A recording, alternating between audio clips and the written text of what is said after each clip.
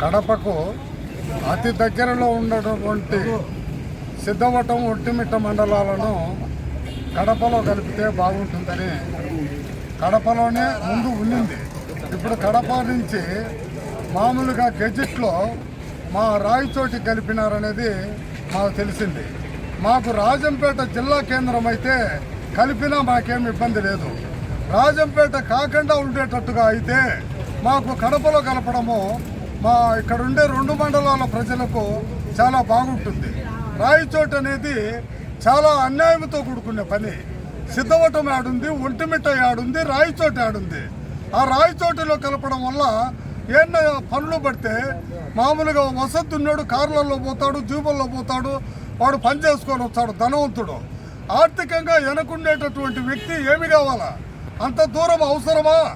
రాయచోటి ఇప్పుడు రాజంపేటలో లేనేటి ఏముండాయి? రైల్వే ఉంది, ఎక్కడికి పోవాలన్నా అన్ని ఆఫీసులు అక్కడ ఉన్నాయి. సబ్ కలెక్టర్ ఆఫీస్ ఆడుంది, మామూలు వనరులన్నీ భూభాగం అక్కడ ఉంది, నీటి వసతి ఆడుంది. అన్ని వసతులు పట్టుకొని రాజంపేటను జిల్లా కేంద్రం చేస్తే ప్రజలు సురక్షితంగా ఉంటారని నేను తెలియజేస్తున్నా. అది కాకుండా రాయచోటి ఆ నల్ల రాళ్లకు తీసుకుపోయి పెట్టాల్సిన అవసరం ఏమొచ్చింది? ఏముంటాయి ఇక్కడ? ఏమి చూసి ప్రభుత్వం ఆడ ఏర్పాటు చేయాల్సి వచ్చింది? అదే అనవసరం. నేను పార్లమెంటు ఉపాధ్యక్షునిగా నా గలపిప్పి చెప్తున్నా, అది అనవసరం.